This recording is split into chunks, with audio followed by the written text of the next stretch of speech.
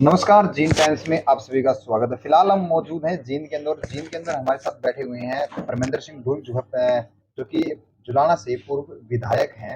उनसे बात करेंगे कि लोकसभा चुनाव 2024 को लेकर क्या रणनीतियां कांग्रेस की तरफ से बनाई जा रही हैं और क्या जुलाना की रणनीति रहेगी इनके नेतृत्व में। सर, जीन टाइम्स में आपका स्वागत है और बहुत बहुत सबसे पहले तो धन्यवाद। ये बताइए कि जुलाना के अंदर क्या माहौल बना हुआ है कांग्रेस से प्रत्याशी सतपाल ब्रह्मचारी को लेकर। सुलाना के अंदर कांग्रेस प्रत्याशी के ब्रह्मचारी जी के लिए एक ही मॉल है कि अब की बार ब्रह्मचारी अकेला ब्रह्मचारी सब पे भारी मॉल भी है। और कांग्रेस जो है हर बूथ पर हर घर पर पहुंच करके यहाँ न्याय पत्र देने का काम कर रही है। वहीं पर जो हुड्डा साहब की घोषणाएं हैं, जो हरियाणा प्रदेश कांग्रेस की जो घोषणाएं हैं, उनको पहुंचाने का काम कर रही है। और हर वर्ग से, 36 वर्ग से हर घर में संपर्क करके कि निश्चित रूप से एक बहुत बड़ा आत्मबल और वोट के रूप में तब्दील होता जा रहा है। चौबे साहब, बात करें पिछले चुनाव की 2019 के अंदर जो हुड्डा साहब सोनीपत से चुनाव लड़े थे, लेकिन बड़े माध्यम से वो हार गए थे और हार का कारण भी जींद जिले की जो ये 3 सीटें हैं, तकरीबन यही माना जा रहा था। कल हुड्डा साहब ने भी ये बात बोली थी कि मैं 3 लाख 1.5 लाख वोटों से रहा था, तो दुगने से जिता देना। क्या जुलाना और जींद और सुसफीदों की लोकसभा की ये विधानसभा सीटें हैं, आप कितना मानते हैं कि क्या अब की बार ये साथ देंगे कांग्रेस का? देखिए, जो 2019 की जो स्थिति थी, तब लोगों को अभी भी मोदी के ऊपर भरोसा था। जी।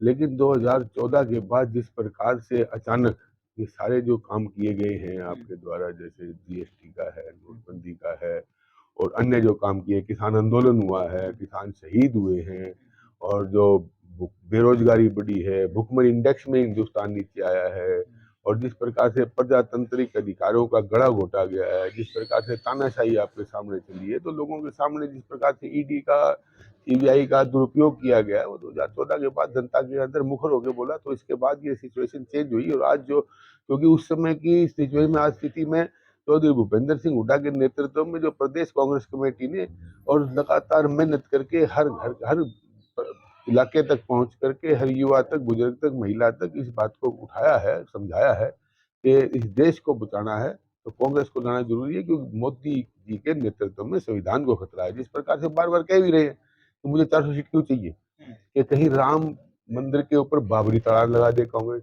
हमें 400 सीट क्यों चाहिए, कहीं धारा 370 ना खत्म कर दे। हमें 400 सीट क्यों चाहिए, ताकि उन लोगों की रक्षा कर सके। तो लोगों की रक्षा तो आप ही नहीं कर रहे। आज जो हिंदुस्तान के अंदर, पूरे देश के अंदर अर्थव्यवस्था की जो आज तबाही हुई है, जो इंटरनेशनल इंडेक्स के ऊपर आज जो हिंदुस्तान की साख गिरी है, वो किसी छुपी नहीं है। तो इस स्वरूप में आज वो स्थिति बदली है। बेरोजगारी सबसे बड़ा कारण है, महंगाई सबसे बड़ा कारण है। देखिए, किसी भी आदमी को दाल रोटी छत नौकरी चाहिए। हरियाणा में स्वास्थ्य सेवाएं क्या हैं? बिल्कुल जीरो है।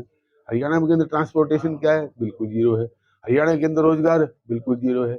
आप ये देखिए कि इन्होंने ये जो हमारा बनाया है HKRM, जो ये कौशल रोजगार निगम, इसमें मेरी अगर सबसे बड़ा डाका किसी को पड़ा है तो वो बैकवर्ड क्लास और हरिजन वर्ग कैसी के ऊपर पड़ा है, जिनकी संविधान में 50% करीब आरक्षण था। लेकिन इनके चलते सबसे बड़ा डाका इन दो कौम पर, BC के ऊपर, SC के ऊपर, इसी सरकार ने, बीजेपी सरकार ने मारा है। तो उनके सामने ये चरित्र सामने आ चुका है कि इस प्रकार से हमारे अधिकारों का हनन अपने प्रयोग उपयोग के लिए किया गया है। आज ये कहते हैं नौकरी का, जिस प्रकार से पर्ची खर्ची नहीं, हरियाणा के अंदर भ्रष्टाचार चरम सीमा पर है। हरियाणा के अंदर एक 5 आदमियों टीम, कोकस टीम है, वो लूटने में लगी है। दिन रात हरियाणा को लूटने में अलग अलग तरीके बनाए जा रहे हैं।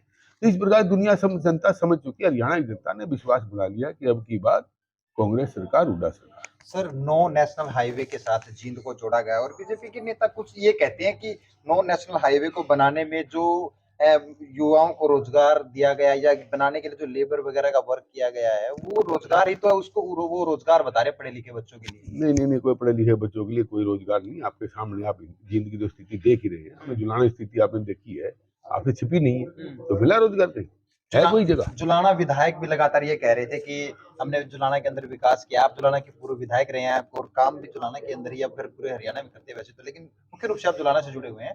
क्या विकास हुआ देखिए, जुलाना के मैं अंदर? ये जुलाना की जनता आने वाले ही चुनाव के अंदर, अब तो आपके सामने है, 25 मई को वोट होनी है, उसके बाद भी होनी है।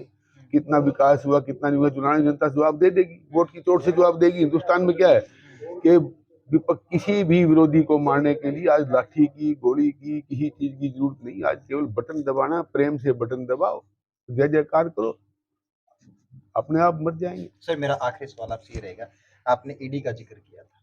अरविंद केजरीवाल 50 दिन के बाद अब जमानत पर आ गए हैं, बाहर आए हैं, चुनावी प्रचार करेंगे। क्या इंडिया गठबंधन को उससे मजबूती मिलेगी? कितनी मजबूती मिलेगी?